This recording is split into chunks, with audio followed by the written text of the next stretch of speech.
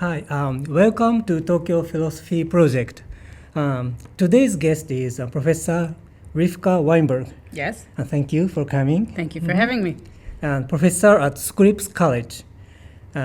She has recently published a book entitled The Risk of a Lifetime, How, When, and Why Procreation May Be Permissible by an Oxford University Press, 2016. Oh, I forget to bring, so I will bring that book now.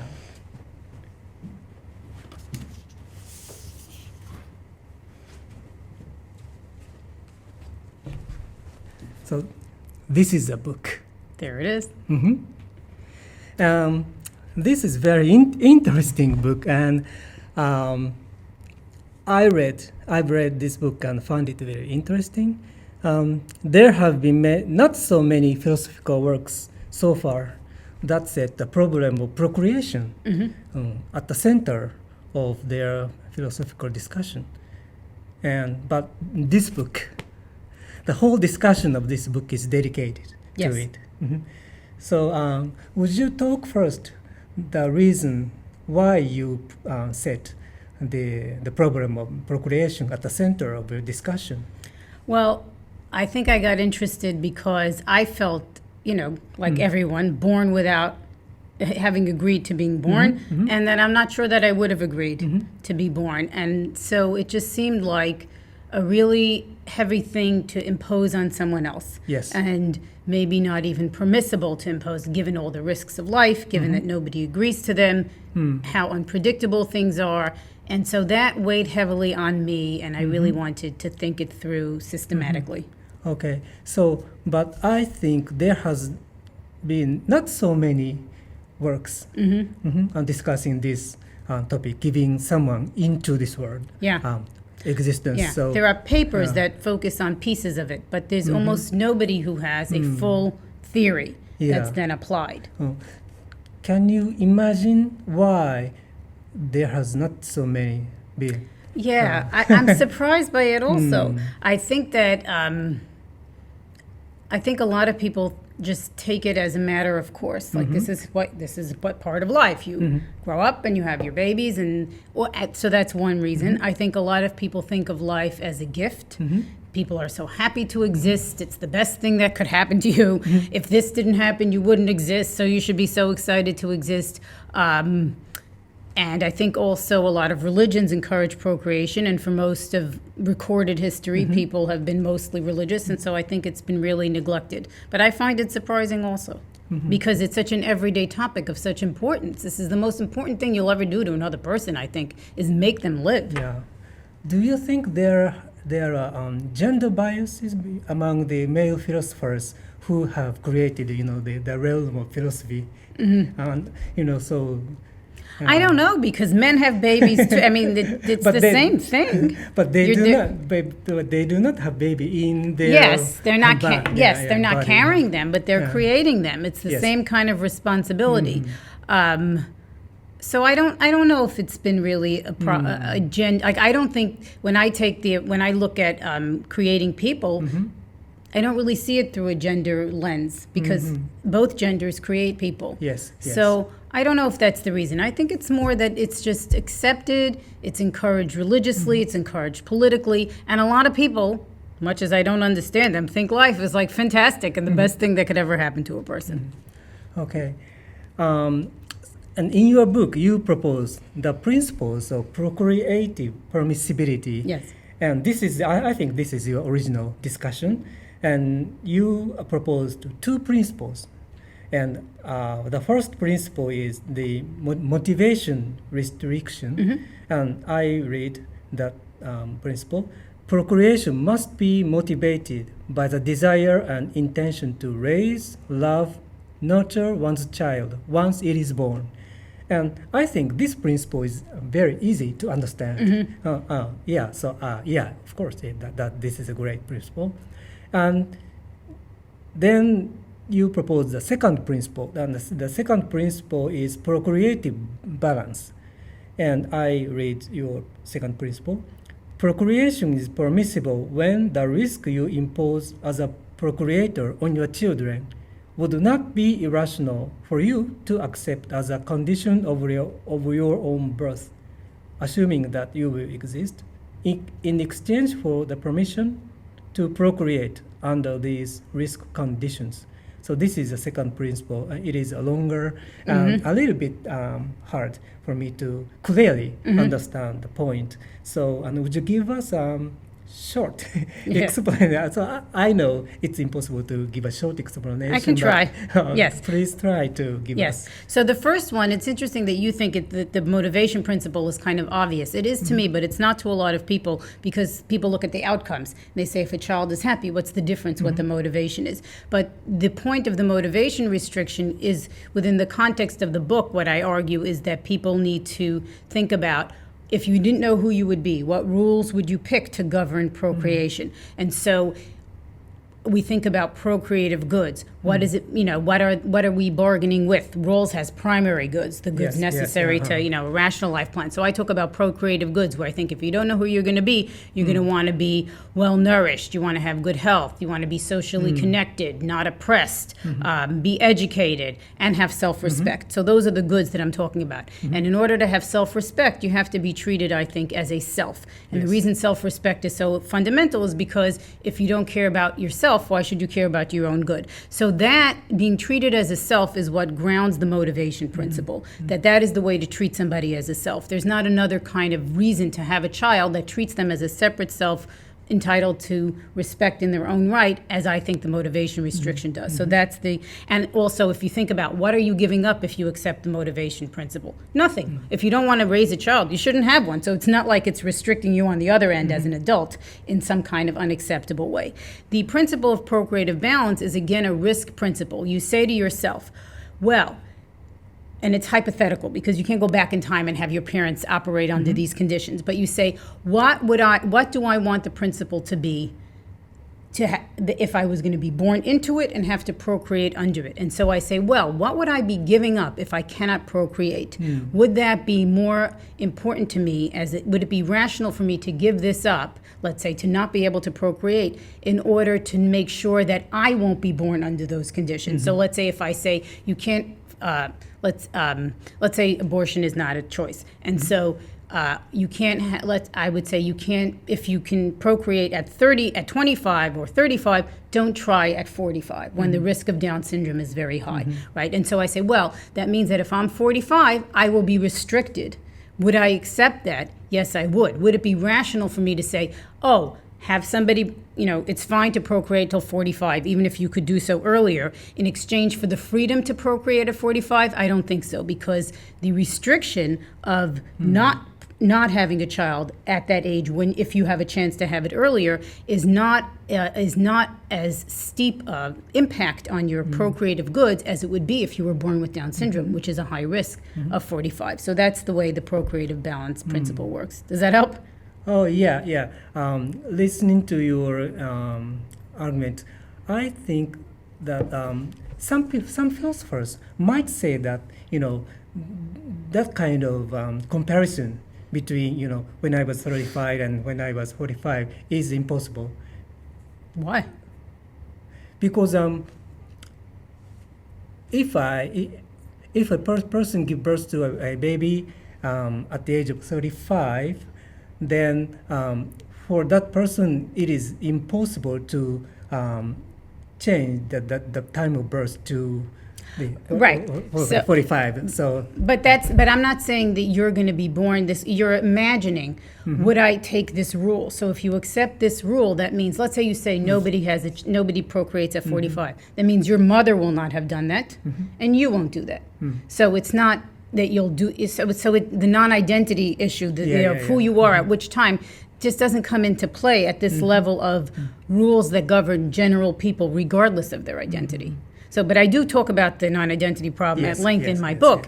But I also think that one of the features of a principle, of a Rawlsian principle, which a procreative balance kind of principle is that it is not outcomes based. So it's not specific to, the wrong is not that you harmed me or you didn't harm me. It's that you didn't respect the principle. So I don't think it's subject to the non-identity problem. I see. Yeah, and just you mentioned the John Rawls Yes. name. So reading your book, what comes to my mind is Rawlsian principle, two principles of justice. So have you been influenced by John Rawls' philosophy? Yes, I think so, because what I really liked when I learned Rawls initially was how fair it seemed to say, well, here's a way to govern people justly. If you don't know who you're going to be, what rules would you pick? And so I thought that is the same kind of way to think about procreation. If you don't know who you're going to be, what rules will you pick? And actually, some people, Parfit considered that also, and he rejected it because he says, well, but you're assuming that you're going to exist. I think that's right. If you're not going to exist, we don't care about you. You don't care about you. You're not even you. So that's fine. You're not in the negotiations. You don't morally count in this way. It makes sense to say, assuming existence, what are the fair rules of procreation? So that's the way in which I think I've been heavily influenced by Rawls, by the fairness of this basic underlying contractualist kind of argument. If you didn't know who you're going to be, what rules would you pick? Those are the rules that are fair to everybody because they're unbiased. Okay, so you're introducing the Rawls principles into the discussion of procreation. Yes. Is very interesting, stimulating for me. You discussed disability and procreative permissibility in chapter 6. And according to your theory, being born into the world with physical disability is a risk. Is this correct? Yes, it is a risk. Certain disabilities are a risk to your being able to attain procreative goods, the way ones we talked about. Yeah. And to live a life of human flourishing. So I wonder a few things. I have a friend and who has physical disability when he was born, and he says, every time he says that he's happy with his own disability. Yeah. So in Rawlsian thought experiment, the veil of ignorance. So when he goes under the veil of ignorance, he would think that it is not irrational to accept to be born as a child with disability. But at the same time, I know a person who hates physical disability and would never say yes to be born with disability. So that person would think that it is irrational to accept to be born as a child with disability. So I wonder if there can be a real consensus between that disabled person and the other not disabled person. So even under the veil of ignorance, that their opinions may be different. So maybe I might misunderstand Rawls' theory of veil of ignorance. Do you have some comment or? Yeah. So because it's not specific, it's not. One of the questions we have to ask in a system like in a Rawls under a veil of ignorance is, what is our conception of the good? What do we consider to be good? And then we can figure out what's worth. What are we bargaining with? So Rawls talks about primary goods, the goods necessary to any rational life plan. Those are his goods for distributive justice, and it doesn't matter who you are because everybody needs the same ones. I talk about procreative goods, and I talk about being well-nourished and good health, having education, social connection, not being oppressed, having self-respect. Those are goods that I think are good for everyone. I don't think it's subjective. So for the procreative case, I'm not looking at, I know some people like different things, but that doesn't make a difference to their procreative goods, which I think are good for everybody. And so you will have many, it's not personal to say, would I accept this? Maybe I love maybe to me it doesn't matter if I have a disability, but it's more general because we don't know who we're going to be. We're under a veil of ignorance, so we have to look at things that generally apply to people. And so you can flourish with one discrete physical disability. But if you have multiple disabilities and a lot of pain and suffering from them, then it's going to put your ability to live a life of human flourishing, which is an objective kind of measure, is reduced, objectively speaking, no matter who you are. And so it's not, people's subjective preferences are not included in in my theory. It's because we don't know who we're going to be, and we don't know who our children are going to be. We don't know what they're going to like. So we have to look at humanity in general. It's sort of an Aristotelian kind of theory about what's good for people. And so what's, for everybody, it's good to have an educational opportunity. It can be culturally different, but it's still better to have that opportunity or to be socially connected. So if a disability impacts, let's say, a person's ability to be socially connected, that's going to put their well-being and their ability to live a life of human flourishing at risk. Whether they like it or not, it just doesn't matter. Okay. Within the theory that I'm thinking about. Because we don't know who we're going to be, it's important that the conception of the good we have is general and applicable and not subjective. Okay. So if you think that everything is subjective, then we have nothing to discuss. But I don't think so. Okay. And I think some philosophers might say that, the life of healthy and able people is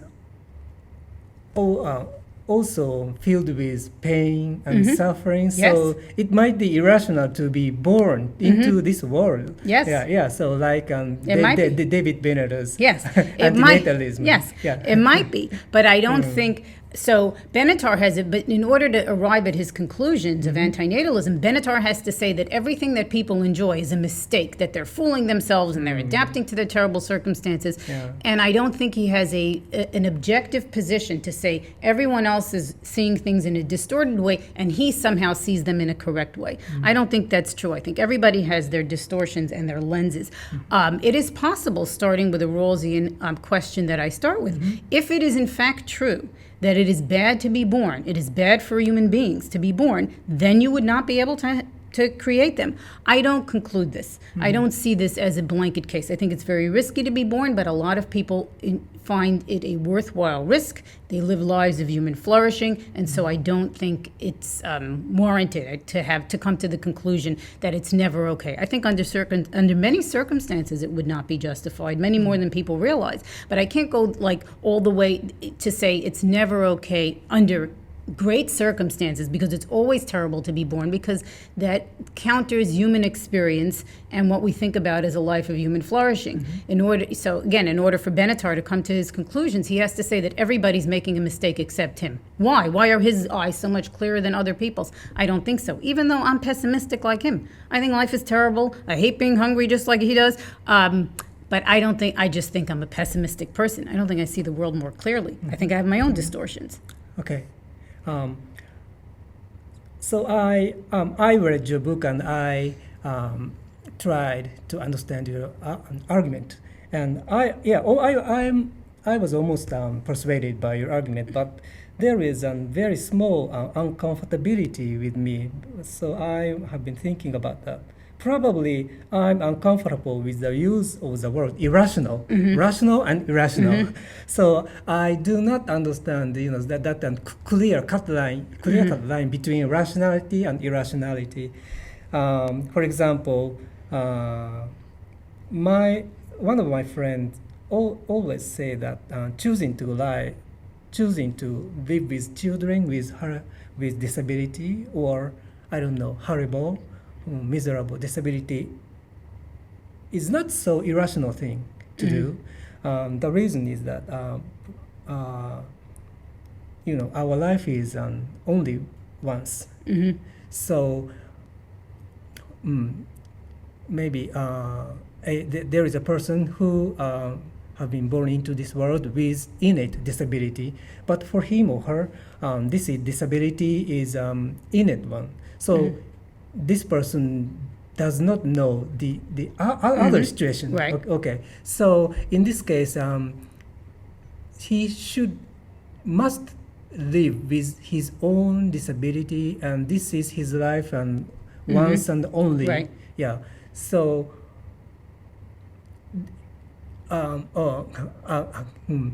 in English, it is very hard for me to say, but I understand what I mean. So for him, living with his own horrible, severe disability is his life and all, everything. So there is no rationality or irrationality for him to be born into this world. And also, it is the same thing can be said to his parents. So, because for his parents, the first baby was a disabled baby, but this is their kind of a fate. Okay, so accepting everything as it is might be a rational thing to do. Yeah. So I don't know, but this kind of thing coming round, go round and round in my head. So, do you have any? Yeah, I have two comments. Okay. One is the rationality of how you live once you're born is you do the best you can with what you have. Yes. And many people with disabilities can live excellent lives. It's not, and even, in my book I talk about this. If you have one physical disability, you can have a great life of human flourishing. It doesn't, once you start talking about multiple disabilities and a lot of pain and suffering, risks to human lifespan, then if you're saying, well, what's weighing on the other side? The freedom to have a child. How important is that? So that's sort of that question of what is a rational risk to accept when you're coming to create a principle of what the principles of procreative permissibility are. Yes. Now, that has nothing to do with once you're alive, well, this is your life. You do the best you can with it. Now, what I mean by rationality, so there are many rational approaches to risk. So I try to be more conservative and say you can do anything that's rational. What you cannot say, if you're thinking about what would be a rational trade-off, is you cannot say, you cannot accept something that's clearly irrational, that everyone would have a decisive reason to reject. So if you would say, would it be rational for me to say that only people with blue eyes can procreate? Why? Right? Everyone has a decisive reason not to accept that because it doesn't affect your life of human flourishing. It will restrict a lot of adults, most of them in the world, from being able to procreate, which is an important human good, and for the benefit of being sure that when you're born, you're going to have blue eyes. What's the difference, right? So that would be a clear case of an irrational kind of a trade-off. And so it's at that level, the rationality applies to when you're thinking about the principles and before anyone exists, right? You're thinking about, is it rational to trade this kind of risk for that kind of reward? And if it is clearly irrational, if everyone would have a decisive reason to reject it on the basis of the procreative goods that we're talking about, then it's irrational. Okay. Yeah. Okay, on page 202 of this book, you talk about procreative diminishing returns. And you say that your parents do love your older sister than they love you. This is very interesting. And you go on to say that the justification we have to procreate at all, namely our deep and legitimate desire to be parents and raise children, to create a family, is to a significant extent exhausted by our first child. Yeah. This is a very interesting point, and this may be a bitter reality. And I am the eldest son, and my mother took care of me very heavily, under the name of love. And so at that time, I felt heavy pressure from especially from my mother, and she was not deceased, and that made me kind of sick and twisted in my younger days, and I remember my own experience, and also this reminds me the movie Sophies Choice. Have you? Yeah, I've seen that movie. So this is a movie awarding Academy Prize. And in which mother of two children was forced to choose which lives to be saved at Auschwitz, and a 6-year-old son or 3-year-old, 2 years, I don't know, old daughter. Okay, anyway, and she chose her older 6-year-old son to be saved. And when I saw this movie first in my younger age, I was very shocked because I didn't understand why a human being could make such an intentional, very, very heavy choice. So she could made that heavy choice an intentional way. between two children's lives. And so I remember this episode when I read your reproductive diminishing returns. So I had a question: should we love our children equally? Of course. But if we have a kind of an inevitable tendency to love our first child, and so in an aspect from more than other children, how should we do? So I'm now remembering my mother, who clearly loved me heavily, more heavily than my younger brother. So personally, I want to say something to my late mother. Of course, I love her, but I have to say something to her. Imagining when I go back to to my younger age, I have something to want to say something to her. So. Do you have any comment? Yes. Okay. So first of all, when I say in the book that your mother loves your older sister more than you, that's a joke. It's not about love. I'm not talking about love. I have two children, and I'm lucky to say I don't love one more than the other. I love them both very deeply. Yeah, they're different, and it's just not a comparison thing. But I think that the first child plays a different role in your life because your interest as an adult is to have certain procreative goods, which means you want to have a child, you want to have this relationship. That plays a central role in the shape of your life and the trajectory of your life. Once you have a child, that child has fulfilled that role.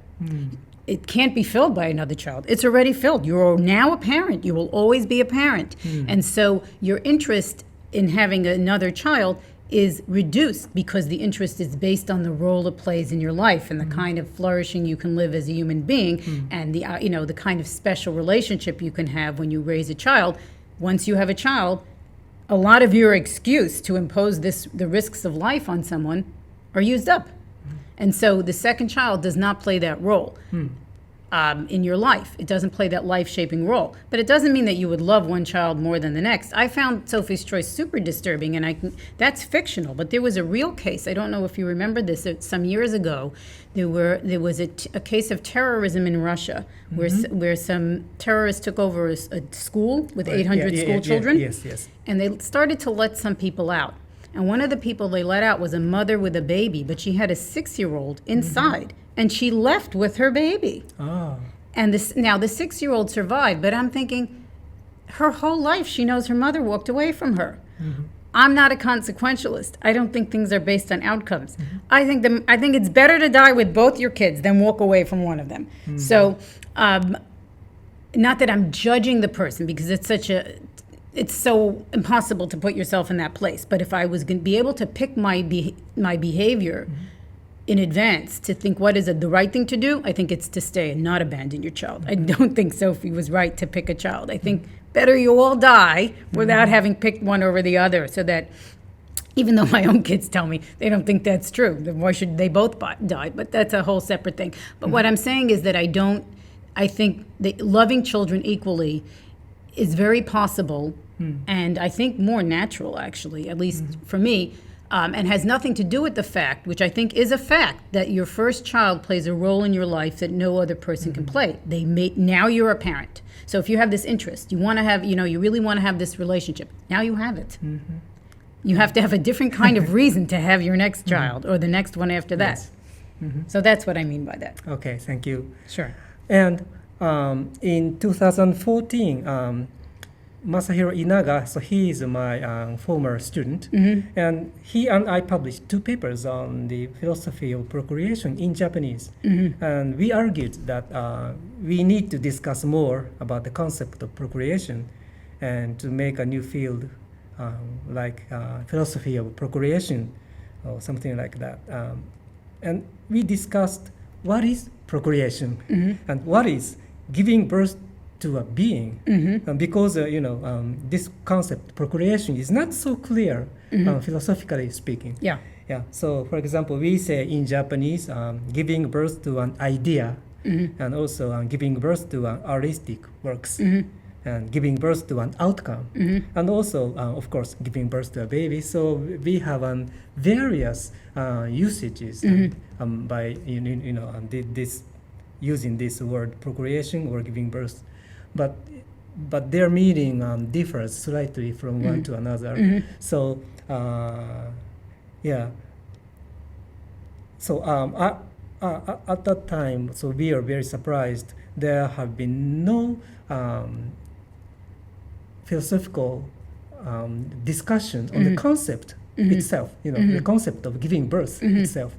So I was very surprised. So at that time, we didn't know your papers.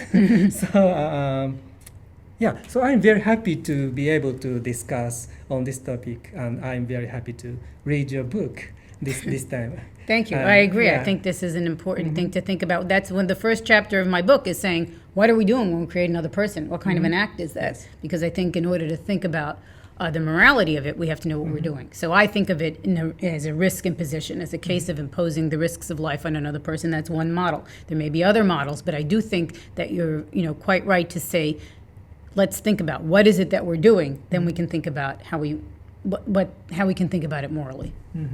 Okay. Do you have any message to our viewers? Yes, certainly do. I think that I would really hope that people think about procreative ethics individually in terms of what risk you'd be imposing on the child you're likely to have, and what their life is likely to be like, and also more societally and collectively. What are we doing to future people when we let the whole globe burn up like we're doing now? What are our responsibilities to our children and to everyone's children? Thank you. Thank you very much. Thanks very much. Thank you.